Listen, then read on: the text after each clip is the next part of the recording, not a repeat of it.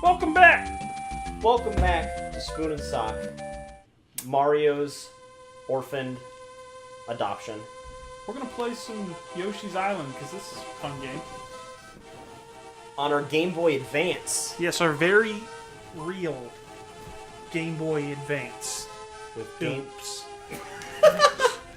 with our Game Boy Advance capture card, made very expensive, and legal.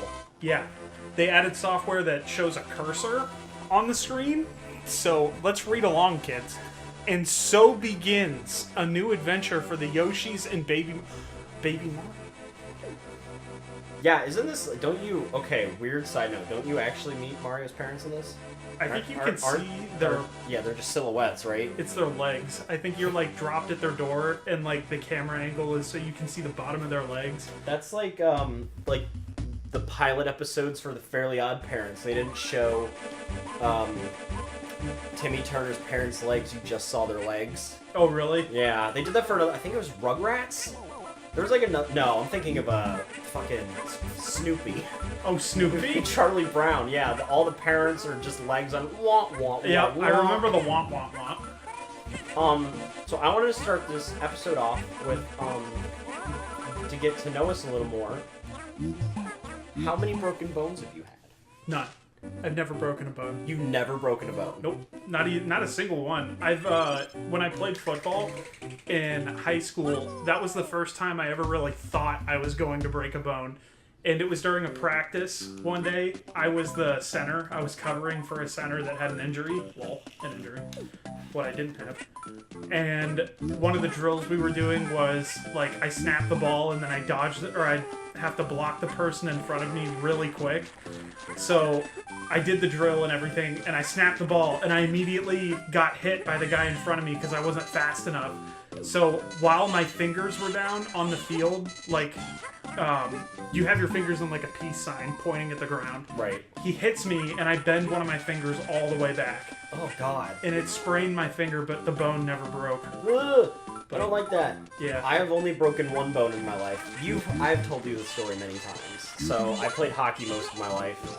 I was in 8th grade.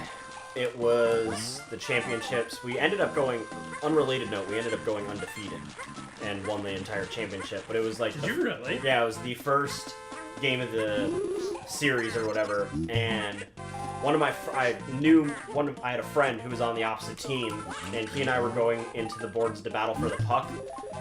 His stick got caught under my skate and I tripped. And there wasn't enough room for me, because they always say, if you're sliding into the boards, always go, like, basically curl up in fetal position. Oh, really? Yeah, because, you can hit back first, but they really don't want you to, because you can fuck up your back. But, there wasn't enough space for me to do anything, so I ended up going skates first into the boards, and it snapped my skate up, shattered my ankle in about 5 different places. That's right. Yeah. Your foot never left the skate. Yeah. Oh. So I remember the doctor saying, like, he'd never seen anything like a break, never like it before. So I had to get surgery, and I still have a permanent pin in my ankle because of it. And yeah, I was telling you earlier, the most pain I felt was when I woke up from surgery, not the actual break. Because my coach, when I got hit, I was the one battling for the puck, so the coach I literally, like, crashed into the boards, like, right by where our team sits, and my coach was screaming at me to get back up, so I tried to get back up and put weight on the skate, and my foot, like, flops to the left. I was literally going to ask you, is it one of those kind of situations where your foot, or, like, it just does something really unnatural? Well, yeah, it literally just, like, flops to the left, and I just fall and, like, face plant down on the ice, and I'm just like, it's broken, and I flopped over the bench, sat next to my team. I'm like, it's fucking broken. And the coach, they stopped the game for me so I could get escorted off the ice. Jeez, what did your coach say? Oh, he was like the best fucking coach. My parents and I actually still keep in touch with him to this day. So he was so cool. He felt really bad about it because, he told you to keep going. Yeah, like, he didn't think I would have broken my ankle from that, but it was just the way I hit the boards. Yeah, he felt really bad, and I stayed and watched the whole rest of the game. 2 of my friends were there, and funny enough, one of my friends that was with me, he had broken his leg, so he had crutches. So my other friend, we'll call him Carl. Carl held broken friend's leg, who we'll call Carl 2. Okay. He literally piggybacked him everywhere for the rest of the time, and I used Carl 2's crutches. And my parents like, can you stop? Can you sit the fuck down? Like, your ankle's broken. I'm like, we're staying for the game. And then after the game, we went to urgent care, got an x-ray, and they're like, he needs surgery, like, immediately. And that was to pin everything back into place? Yep. Yeah, they said the way that it broke, that it would never heal naturally, so I needed the pin to hold it all together. Did they ever take that out after it heals? Nope. It is still in my ankle. You can feel it if you push in the right place. Don't you, like, set off metal detectors and stuff? No, it's really bizarre. I can't remember, because my parents asked that too when it, like, happened, and they said it's, like, made of some weird material. It's not going to set off metal detectors. Oh, really? Well, I guess if it was true metal, it would, like, you'd pull a Logan, or you'd, like, the adamantium poisoning your body, or something. That's actually, you know, weird that you said that. There's a documentary on Netflix about, like, implants, like, medical implants that are supposed to help you, that apparently, like, the materials they used ended up giving these people, like, chronic life pain, and the doctors were just, like, telling them, like, you're fine, it's all in your head, and it turns out, like, the medical implants they got, it was, like, poisoning from the material in the implants. Was this the movie... I might be thinking of something completely different, but it was like a sports thing, right? And it was actually like a movie, it wasn't a documentary?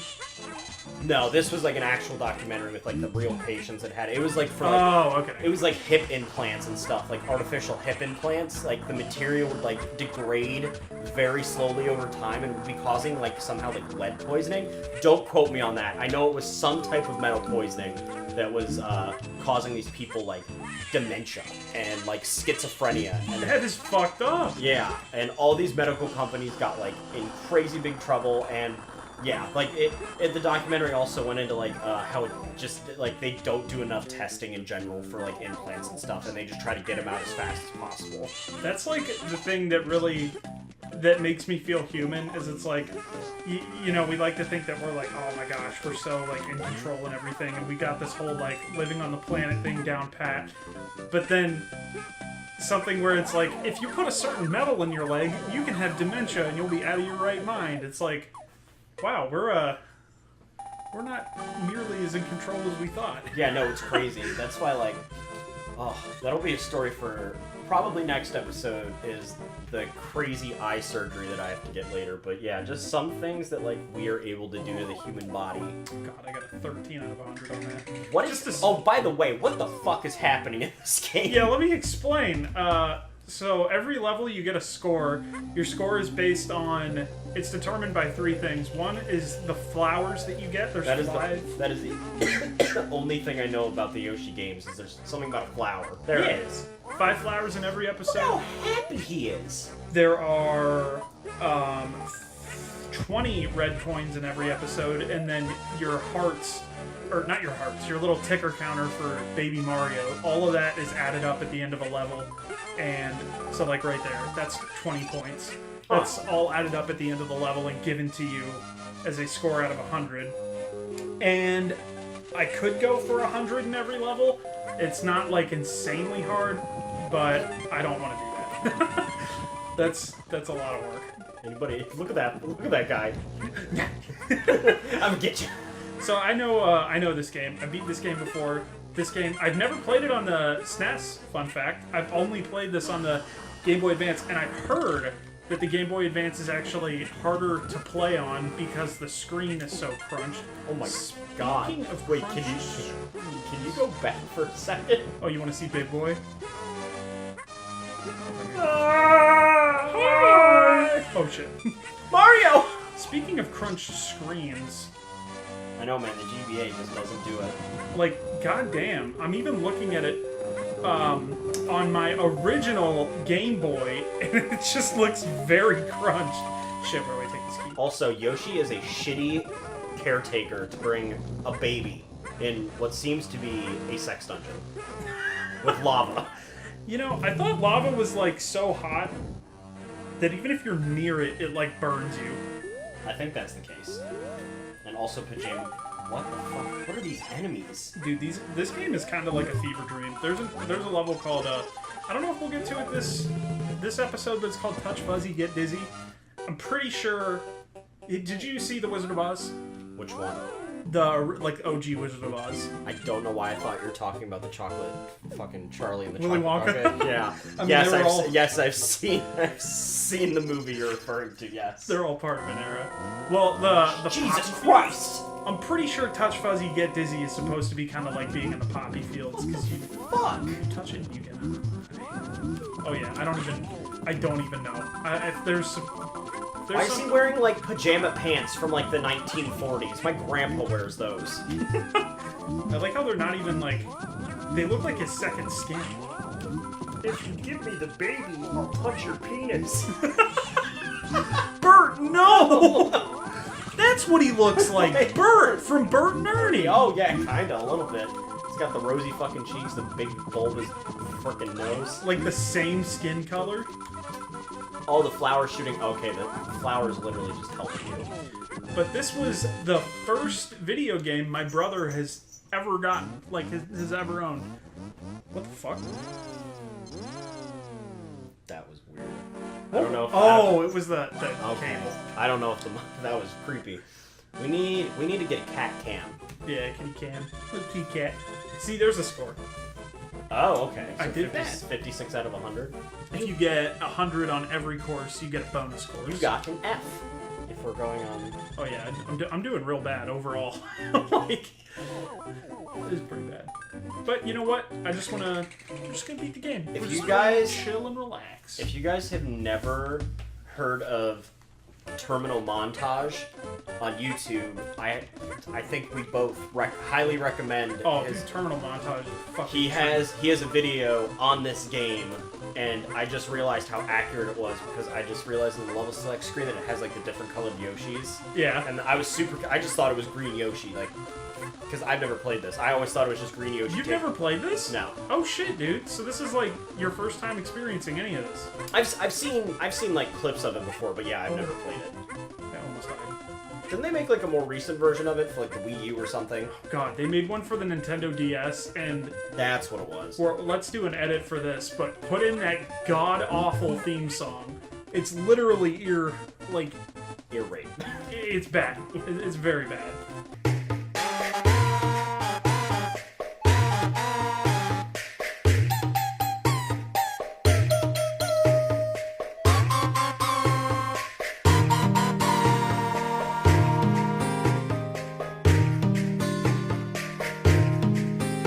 If you don't get that happy sunflower, I'm gonna end it right now. Well, you're fucked. All right, see ya. In this episode, Spoon? Yep. Spoon fucking dies. Also, so we record right next to the AC. Oh god. Fucking callback. It is 90 degrees here today. It's very hot. It's getting a little bit toasty in here. It's getting flashbacks to our OG Spoon and Sock. We literally had all of our Sonic Mania episodes were titled AC Chronicles 1 through 5. Be fitting. Yeah. But it was way worse last summer. No, that was literally when it was like probably 98 degrees every day. It was 98 degrees and your fucking AC just didn't work. No, they kept. Well, they gave me like. Oh god. I mean, you could always just go back to the episodes and listen, but if you don't have the time or don't care, which we don't care either. Right. They literally replaced my AC with 5 different ACs within the span of 2 days. And every single one, they would just throw the other one, the old one off my balcony. Turns out they all worked perfectly fine. Oh my god. It was just because they were overheating and they had to like saw, like the AC unit sticking outside. It has like a protective metal sheet. They had to like saw into it to allow the AC to cool down. Now it works perfectly fine. Unfortunately though, I only have one AC unit for like a 900 square foot apartment, so it only kind of cools down like the family room and the kitchen, and that's really it. Yeah, do you remember my AC in Enon? Oh, dude, that thing was amazing. I know, that was a behemoth. There was like a wall dedicated to that thing. We need one of those in here. Even then, I still feel like it wouldn't completely cool everything, but that little dinky thing is all they gave you. I like how Yoshi is literally just outrunning the scroll. Oh yeah. Let me fucking Let me go. You should be able to push it forward. I do not like the scrollers. Well, we will pick this up in the next episode of Spoon and Skank. Oh, he's skank. All right, love you guys.